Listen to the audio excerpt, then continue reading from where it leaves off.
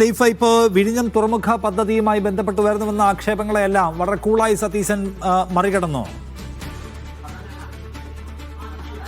അതെ, വാർത്താ സമ്മേളനത്തിൽ അദ്ദേഹം വളരെ കൂളായിട്ട് അതിനെ മറികടന്നു എന്നാണ് നമുക്ക് വാർത്താ സമ്മേളനത്തിൽ ഇരുന്നപ്പോൾ തോന്നുന്നത്, അല്ലെങ്കിൽ കാണുമ്പോൾ നമുക്ക് അങ്ങനെ തന്നെയാണല്ലോ മനസ്സിലാക്കാൻ കഴിയുന്നത്. കാരണം അത് കഴിഞ്ഞ സർക്കാരിന്റെ തലയിലേക്ക് വെക്കുകയാണ് വി.ഡി. സതീശൻ ചെയ്തിരിക്കുന്നത്. പിണറായി വിജയൻ കടുത്ത വിമർശനങ്ങൾ ആ വിഷയവുമായി ബന്ധപ്പെട്ട് ഉയർത്തിയിരുന്നു. ഇത് സംസ്ഥാന സർക്കാരിന്റെ അധികാരത്തിന്മേലുള്ള കടന്നുകയറ്റമാണ് എന്നടക്കമുള്ള വിമർശനങ്ങൾ ഉയർത്തിയിരുന്നു. അപ്പോൾ തന്നെ വി.ഡി. സതീശൻ പറഞ്ഞു തുടങ്ങിയത് ഓഹരി കൈമാറ്റം നടന്നുവെന്നാണ് മാധ്യമങ്ങൾ റിപ്പോർട്ട് ചെയ്തത്.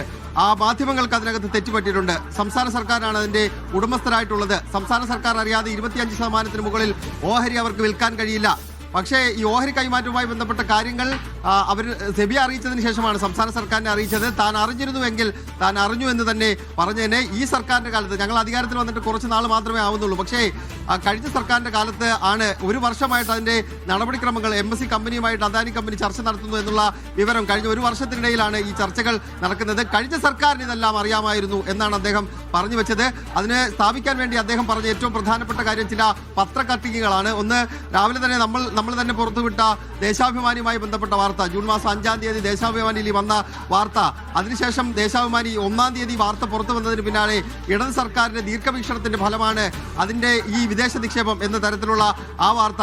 അപ്പോ സർക്കാരിന്റെ സോഴ്സ് അല്ല, ദേശാഭിമാനിയുടെ സോഴ്സ് സർക്കാരാണ്.